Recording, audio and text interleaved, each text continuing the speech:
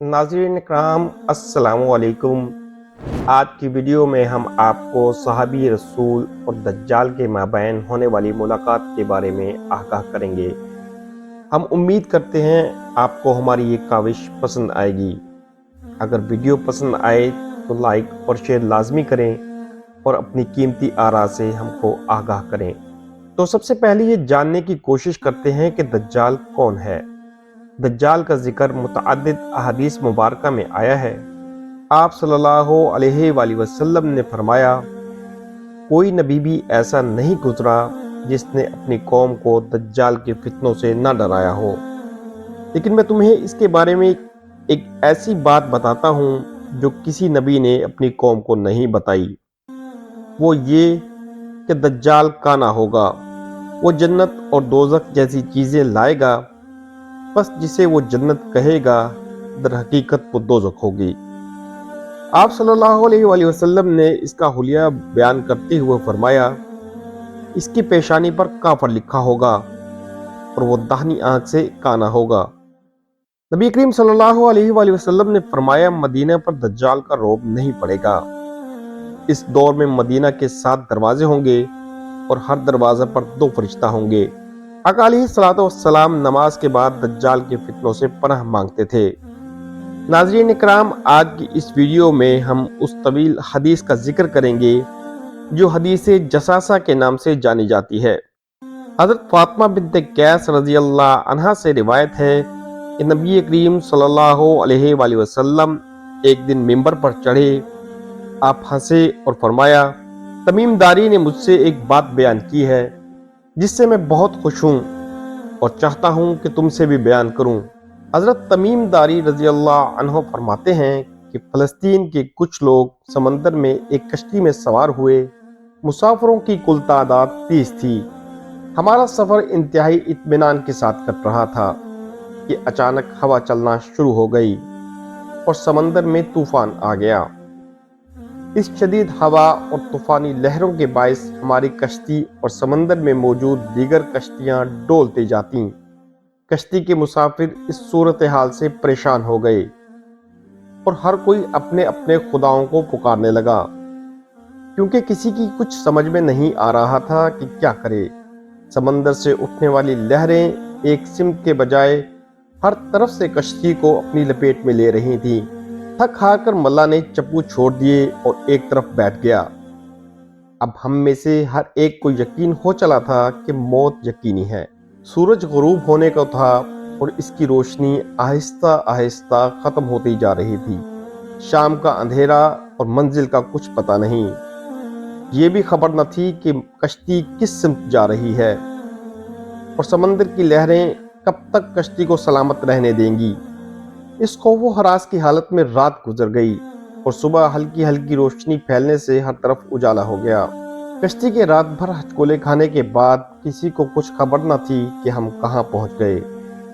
फिर अगला दिन भी इसी कैफियत में गुजरा और इस तरह रात के बाद दिन और दिन के बाद रात आती गई और हमारी कश्ती को समंदर में फंसे हुए पूरे 30 दिन गुजर गए।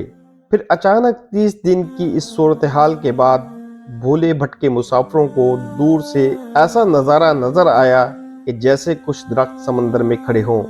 30 दिन से मुसीबत में फंसे हुए मुसाफिरों को ये मंजर देखकर उम्मीद की कुछ किरण नजर आई और मल्लाह ने जल्द अज जल्द वहां पहुंचने के लिए पूरी ताकत के साथ चप्पू चलाना शुरू कर दिए और वो कश्ती को तेजी के साथ इन दरख्तों की तरफ ले जाने लगा।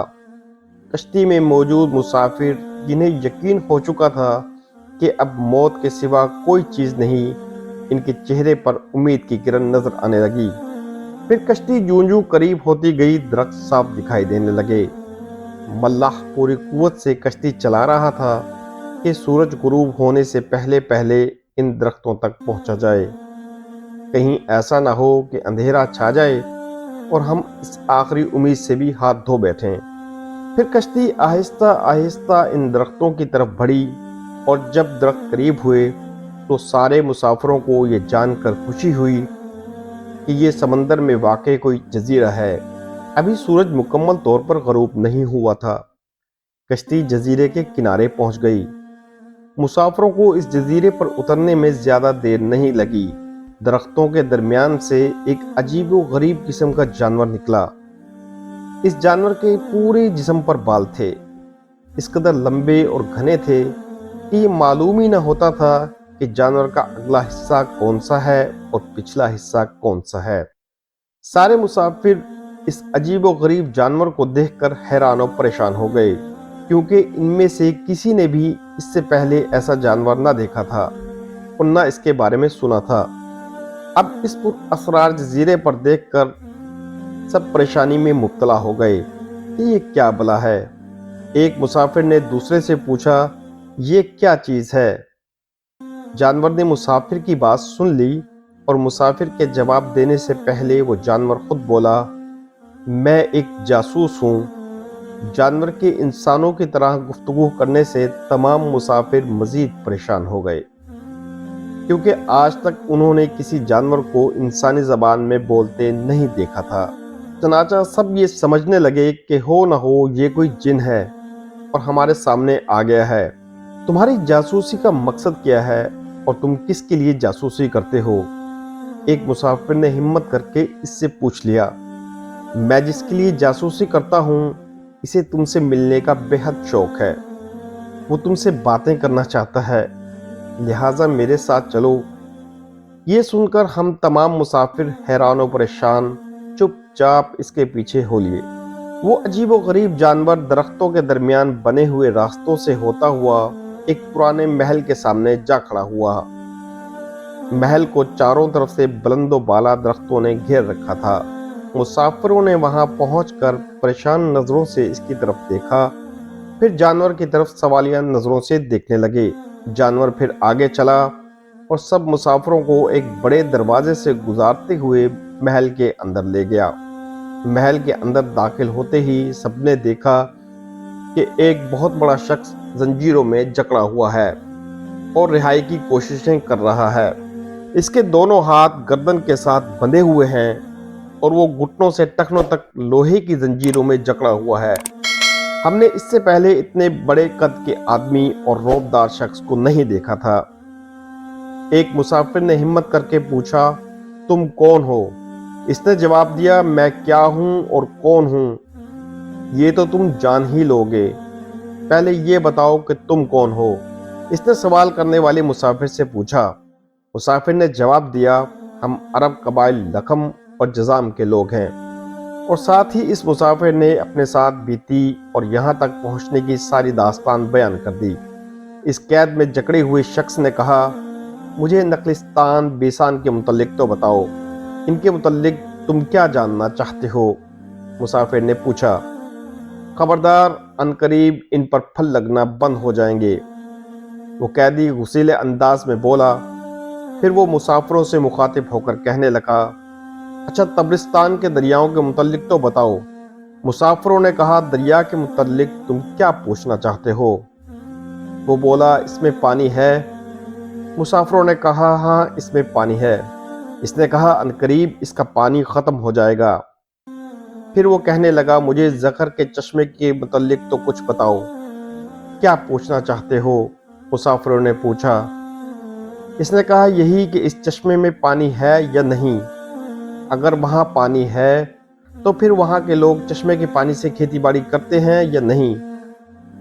پھر پوچھنے لگا، اچھا مجھے ذرا امیوں کے نبی محمد صلی اللہ علیہ وآلہ وسلم کے متعلق تو کچھ بتاؤ۔ مسافروں نے جواب دیا، انہوں نے مکہ سے اپنی دعوت کا آغاز کیا ہے اور اب وہ مکہ سے نکل کر مدینہ میں موجود ہیں۔ اس نے پوچھا، کیا وہ عرب کے لوگوں کے ساتھ کوئی لڑائی لڑے اور عربوں نے لڑائی میں ان کے ساتھ کیا سلوک کیا؟ قیدی نے پوچھا۔ مسافروں نے جواب دیا، لڑائی میں وہ عربوں پر غالب رہے اور بہت سے عربوں نے ان کی اطاعت قبول کر لی، اب وہ خود کو ان کی تابعداری میں رکھتے ہیں۔ یہ سنتے ہی وہ غصے سے پھنکارا اور زنجیروں کو جھٹکا۔ پھر مسافروں کو مخاطب کر کے بولا، اب میں تم کو اپنے متعلق بتاتا ہوں، میں دجال ہوں اور تمہاری باتوں سے یہ معلوم ہوتا ہے کہ مجھے یہاں سے نکلنے کی اجازت ملے گی، پھر میں اس جزیرے سے نکلوں گا اور 40 دن تک ساری دنیا گھوموں گا۔ دنیا میں کوئی بستی اور کوئی گاؤں ایسا نہیں ہوگا جہاں سے میرا گزر نہ ہو۔ ہاں، مکہ اور مدینہ میرے بس سے باہر ہیں، مجھے وہاں جانے کی اجازت نہیں۔ میں ان دونوں شہروں میں داخل ہونے کی کوشش بھی کروں گا تو میرے آگے فرشتے رکاوٹ بن جائیں گے، ان کے ہاتھ میں تلواریں ہوں گی اور وہ مجھ سے لڑیں گے۔ حضرت فاطمہ بنت قیس رضی اللہ عنہا نے کہا، نبی کریم صلی اللہ علیہ وآلہ وسلم نے اپنی انگلی کو منبر سے چبھویا اور فرمایا، یہ طیبہ ہے، یعنی مدینہ ہے۔ کیا میں نے تم سے پہلے ہی یہ باتیں بیان نہ کر دی تھی؟ لوگوں نے کہا، بے شک۔ آپ صلی اللہ علیہ وآلہ وسلم نے فرمایا، بے شک مجھے تمیم کی ان باتوں سے خوشی ہوئی کہ وہ اس کے موافق ہیں جو میں نے دجال، مکہ اور مدینہ کے بارے میں بیان کی تھی۔ یاد رکھو، دجال مشرق کی طرف ہے اور آپ صلی اللہ علیہ وآلہ وسلم نے اپنے ہاتھ سے مشرق کی طرف اشارہ کیا۔ ناظرین اکرام، اگر آپ کو ہماری یہ ویڈیو اچھی لگی ہو تو ہمارے چینل کو سبسکرائب کریں اور اس ویڈیو کو زیادہ سے زیادہ شیئر کریں۔ اللہ تعالیٰ آپ کا حامی و ناصر ہو۔